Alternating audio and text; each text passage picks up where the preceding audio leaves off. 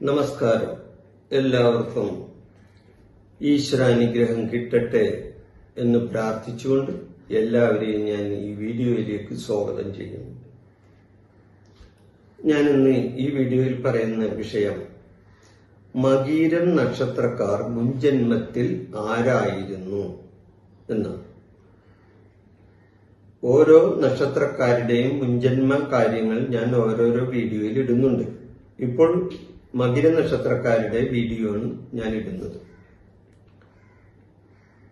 കഴിഞ്ഞ ജന്മത്തിൽ മകീര നക്ഷത്രക്കാരുടെ പൂർവജന്മ കാര്യങ്ങൾ എന്താണ്, ഇവരുടെ പൂർവജന്മ രഹസ്യങ്ങൾ എന്താണ്, ഇതാണ് ഈ വീഡിയോയിൽ പറയുന്നത്. ഈ വീഡിയോ വിശ്വാസികൾക്കുള്ളതാണ്. ഈ വീഡിയോ വിശ്വാസികൾ കാണണം, അവിശ്വാസികൾ കാണണ്ട എന്നാണ് എൻ്റെ അഭിപ്രായം. കാരണം അവിശ്വാസികൾ ഇത് പറയുമ്പോൾ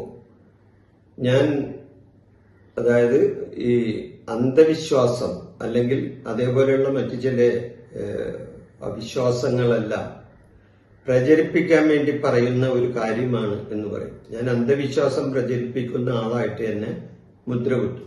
അപ്പൊ അതുകൊണ്ടാണ് ഞാൻ പറയുന്നത്, ഇത് വിശ്വാസികൾ കണ്ടാ മതി, അവിശ്വാസികൾ കാണണ്ട. നമ്മുടെ ഭാരതീയ ജ്യോതിഷം ഒരാളുടെ പൂർവ്വജന്മത്തെ പറ്റി പറയുന്നുണ്ട്. നമ്മുടെ ജ്യോതിഷ ആചാര്യന്മാർ നൂറ്റാണ്ടുകൾക്ക് മുമ്പ് തന്നെ എഴുതി വെച്ചിട്ടുള്ള കാര്യമാണ് ഞാനിവിടെ പറയുന്നത്. അല്ലാതെ എന്റെ സ്വന്തം നിഗമനത്തിലല്ല ഞാൻ ഈ പറയുന്നത്. അപ്പൊ നമ്മുടെ ജ്യോതിഷ രംഗത്തെ മുൻപുള്ള നൂറ്റാണ്ടുകൾക്ക് മുൻപുള്ള ആചാര്യന്മാർ എഴുതി വെച്ച കാര്യമാണ്. അപ്പൊ ഭാരതീയ ജ്യോതിഷം ഒരാളുടെ പൂർവ്വജന്മത്തെ പറ്റി പറയുന്നുണ്ട്. 19-ാം നൂറ്റാണ്ടിലെ ഗ്രന്ഥങ്ങളിലും പാരമ്പര്യ ജ്യോതിഷ ചിന്തകളിലും പൂർവ്വജന്മകാര്യങ്ങൾ പറയുന്നുണ്ട്.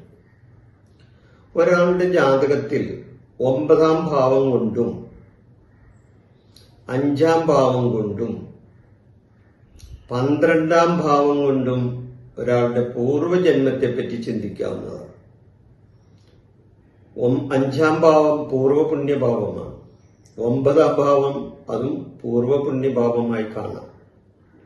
അതുകൂടാതെ 12-ാം ഭാവം, ഈ 12-ാം ഭാവം മോക്ഷവും മോക്ഷത്തിന്റെയും പാപത്തിന്റെയും ഒക്കെ ഭാവമാണ്.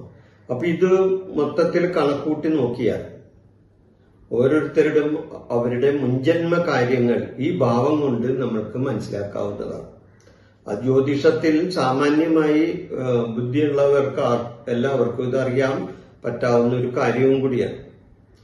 അപ്പൊ ഞാൻ ഈ പറയുന്നത് ഇതൊരു സാമാന്യ ഫലമാണ് ഞാൻ പറയുന്നത്. മകീര നക്ഷത്രക്കാരുടെ സാമാന്യമായ ഫലം. ഇത് ഓരോരുത്തർക്കും അവരുടെ ഫലമായിട്ട് ഒത്തുചേരണമെന്നുണ്ടെങ്കിൽ അവരുടെ ജാതകം കൂടി പരിശോധിക്കണം. എന്നാലും മാത്രമേ ഇത് പൂർണ്ണമാവുകയുള്ളൂ. ഇത് സാമാന്യമായിട്ട് മകീര നക്ഷത്രക്കാർ മുൻജന്മത്തിൽ ആരായിരുന്നു, അതിന്റെ ഒരു സാമാന്യ ഫലമാണ്.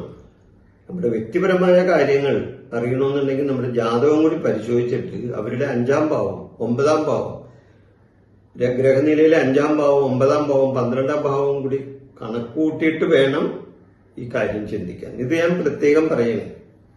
അല്ലെങ്കിൽ ചിലവരെ ഇത് വിളിച്ചിട്ട് പറയുക, ഞങ്ങൾക്കിതൊന്നും കിട്ടിയിട്ടില്ല, അല്ലെങ്കിൽ ഞങ്ങൾക്കൊന്നും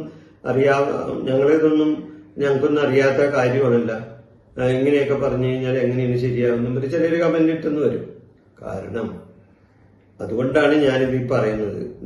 ഓരോരുത്തരുടെയും ജാതകം പരിശോധിച്ചിട്ട് ഒരു വീഡിയോ ഇടാൻ പറ്റൂല, ഇല്ലേ? അപ്പോ സാമാന്യമായ ഒരു നക്ഷത്രത്തിന്റെ സാമാന്യമായ ഫലങ്ങളല്ലേ പറയുള്ളൂ. ആ ഒരു നക്ഷത്രത്തിൽ ജനിച്ചവർക്ക് അവരുടെ ജന്മം കൊണ്ട് ലഗ്നം കൊണ്ട് പല വിധത്തിലുള്ള മാറ്റങ്ങളും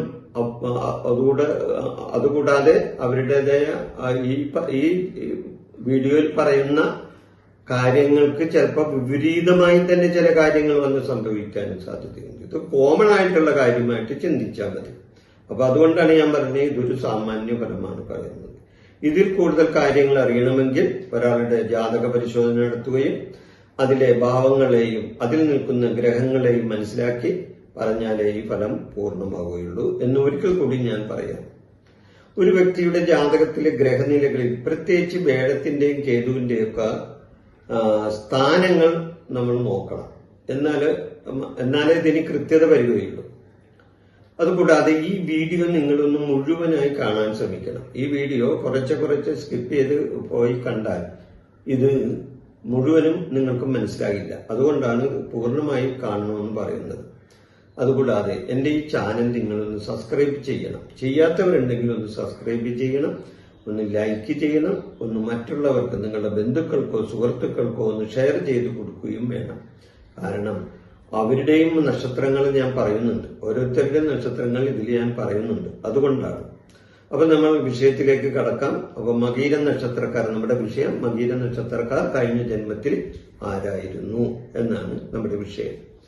അപ്പൊ ഈ മകീര നക്ഷത്രം എന്ന് പറഞ്ഞാൽ 2 രാശിയിൽ വരുന്ന നക്ഷത്രങ്ങളാണ്. ഒന്ന് ഇടവൻ രാശിയിലും ഒന്ന് മിഥുനൻ രാശിയിലും.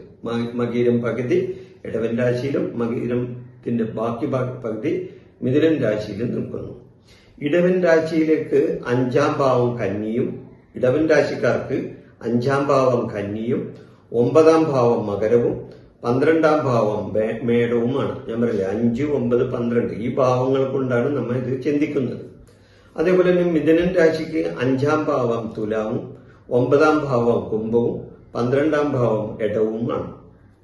അപ്പൊ മകീര നക്ഷത്രക്കാർ ഇങ്ങനെ ചിന്തിക്കുമ്പോൾ ഇവരുടെ 5, 9, 12 അതായത് ഗോചരപരമായിട്ട് സാമാന്യമായി ഗോചരഫലം ചിന്തിക്കുമ്പോൾ മകീര നക്ഷത്രക്കാർ കഴിഞ്ഞ ജന്മത്തിൽ നല്ല വാക്സാമർഥ്യമുള്ളവരും സംഗീതാദി കലകളിൽ വൈദഗ്ധ്യമുള്ളവരും ആയിരിക്കാൻ സാധ്യതയുണ്ട്. ഇപ്പോഴുള്ള ഇവരുടെ ഈ തന്റേടവും സദാചാരബോധവും മുൻജന്മത്തിൽ നിന്നും അവർക്ക് കിട്ടിയ ഗുണങ്ങളാണ്. ഇവർ മുൻജന്മത്തിൽ നല്ല ധർമ്മബോധമുള്ളവരും സമൂഹത്തിൽ മാന്യമായ പദവികൾ അലങ്കരിച്ചിരുന്നവരുമായിരുന്നു. അതായത് നല്ല പദവിയിലും ഒക്കെ കഴിഞ്ഞിരുന്ന ഒരു വ്യക്തികളായിരിക്കാം ഈ മകീര നക്ഷത്രക്കാർ.